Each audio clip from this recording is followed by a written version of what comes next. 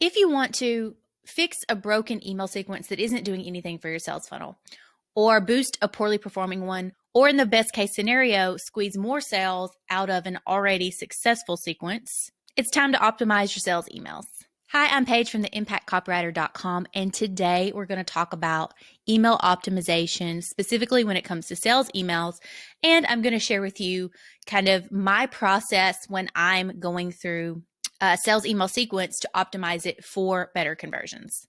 First, you might be wondering, what is email optimization? All it is, put in simple terms, is that you are making modifications to an existing email sequence with the goal of improving the conversions for that sequence. So you might modify, sending frequency, you might modify the number of emails, you might modify the email topics, you might modify individual emails, test out subject lines, you might modify the body copy. Those are all of the things that you can look at when you're looking to optimize your email sequence with the goal of getting higher conversions, aka more sales from that funnel. Now, when we're thinking about the emails inside of that sequence and how a typical email sequence usually works, is that you already have subscribers, you're sending them emails, and in a sales sequence, often we're sending them to a sales page or to a checkout form, depending on the strategy you're using.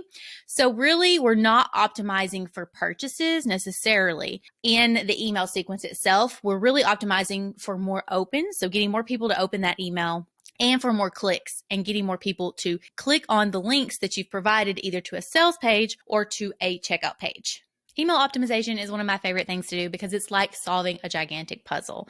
You look at the data, you look at what you have, and you start making hypotheses about what you could do to start to improve the results that you're getting from that sequence. So today I'm going to share with you kind of my 4-step process and some details about that process so that you can start optimizing the email sequences that you're using to get more opens and more clicks, and obviously with the end goal of getting more sales from that funnel overall. The first step I like to do is to analyze the sequencing strategy. So I like to look at the big picture of the sequence and how it works, what the email topics are, what leads to what, kind of mapping the flow of that sequence so I can start to look for where there may be gaps. So a lot of times I'll sit down and I'll map out the sequence.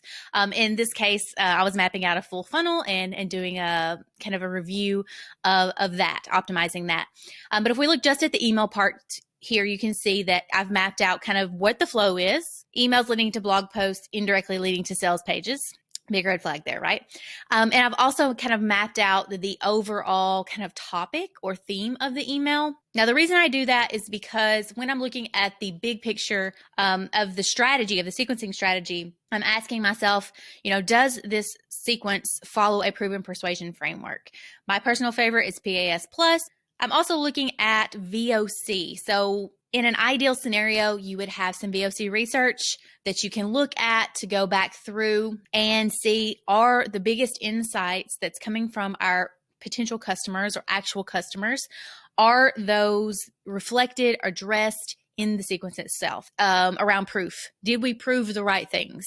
What else do we need to prove? What do potential customers and clients need to see in order to feel good about moving forward?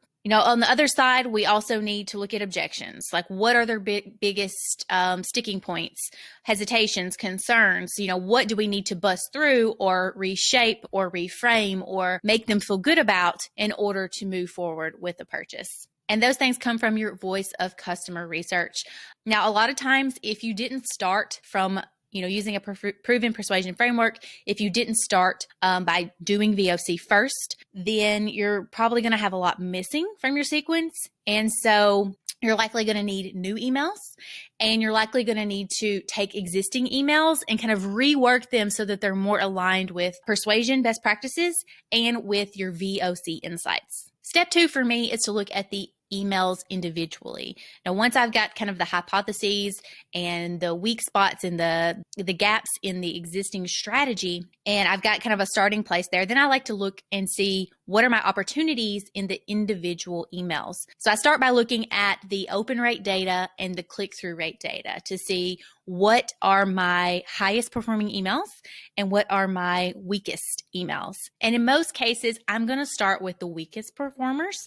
And that's because because they have the biggest, potential for having impact on overall sales. Now, once I've identified those weak performers, then the next step for me is to rewrite those emails according to VOC data, voice of customer data, and conversion copywriting best practices. Now, when we're optimizing the body copy itself or the email content itself, we're really optimizing for more clicks because, the open rate is determined by the subject line. So that's something I do later. That's just my preference. I like to write the email content before the subject line, but just understand that the content of the email, really, you're optimizing for more clicks. And there's really a lot here that this is where most of the conversion copywriting, email copywriting stuff goes into play. And so we won't get into all that because there's just so much. But what I am going to do is I'm going to share with you my best tips for the biggest impact without you needing to know a lot about copywriting already. Focus each email on one theme. So a common mistake that people make is they try to shove too much into an email, lots of different kind of messages. What you want to do is be specific. So what is the goal of this email? What is the theme of this email? For example, you might have an email in a sequence that's about proof because proof is a big part of persuasion. Prove that it works, right? But what kind of proof? Are you proving that this works for beginners? Are you proving that this works for members with a specific background, or this works for people who are busy? So those insights will come from your VOC data. By being specific, it'll really allow you to write a clearer, more persuasive email because, for one, it'll be easier to read and follow because there's a clear kind of string or clear thread that the reader gets to follow. There's a better chance that you will solidify the point you're trying to make in your reader's mind if you're specific. Now, you also want to choose themes based on that voice of customer data. Make sure you're doing that research so if you're writing proof emails or case study emails, you'll know what kind of proof people need to see because they'll ask, well, what if I'm a beginner? Or what if I'm busy? Or what if I have some specific background? Or what if I don't have any experience with this specific topic? Those kinds of insights come from the real conversations that people are having in everyday life. By far, if you take your insights and shape emails around those conversations, and you'll write much stronger emails. You're also going to want to pull in language from that voice of customer data. So the logic here is, if you use the same words your customers are using or similar words, then the email copy is more likely to resonate with the people you're writing to, right? So it makes a lot of sense. So make sure you're pulling in that language, specific examples if you have those, specific types of scenarios or the way they phrase things. So if you're going back to that voice of customer data, looking at how people talk about the specific theme or specific topic that you are centering that email around and pull that into your email, you're more likely going to have an email that's going to strongly resonate with the person who's reading it. Now, when it comes to writing, write like you talk. This isn't a textbook. Be conversational. And so I want to put a big emphasis here on short paragraphs and simple sentences. It doesn't have to be grammatically correct. A lot of times in copywriting, we have sentences that aren't actually grammatically correct sentences. And that's okay because we're writing like we talk, because this is a conversation, not an essay.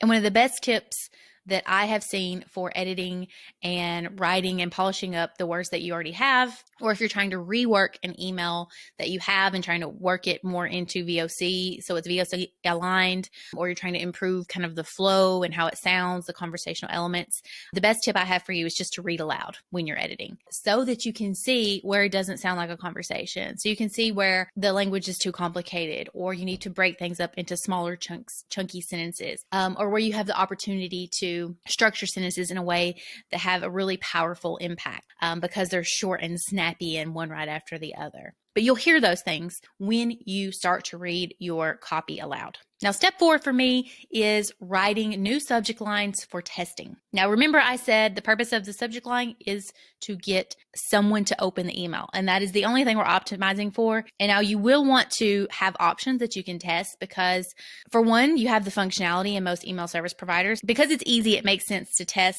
different ones to see what's going to perform best. And you can never really predict exactly what is going to perform well with subscribers. I have found through tests that with my subscribers, a lot of times clear, benefit, and curiosity subject lines work best. Now, I will definitely write new subject lines for new emails or emails, the weak performers that we talked about that we've rewritten according to best practices in VOC. And I also like to write new subject lines for testing for the high performing emails to see if we can actually get a lift in opens for those as well. So here's a bonus tip. If you need quick inspiration for your subject lines, I highly recommend you use a subject line generator. Now, keep in mind, these are not likely to produce subject lines that you can use word for word. In some cases, you might get something that works really well.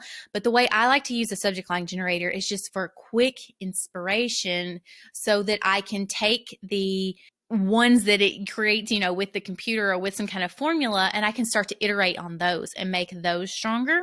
And so I've always found that I come up with new ideas, better ideas, when I use a subject line generator to kind of give me a lot of different options to start working from. So it's a quick tip to get, super speedy inspiration. Instead of, creating new subject lines from scratch, you can just pop in your terms and get something that's automatically generated and then start improving on those for your tests. Now, I hope you've got a better process or a better framework for how to think through optimizing your emails. Remember, optimization of any kind, it's a problem-solving process. You're looking at your data, you're looking at best practices, you're looking at what you know about potential customers, about existing customers, and you're making hypotheses that you can test with the goal of improving your open and your click-through rates and ultimately bringing more people to your sales page, more people to your checkout page so that you can squeeze more sales out of that funnel. Happy optimizing!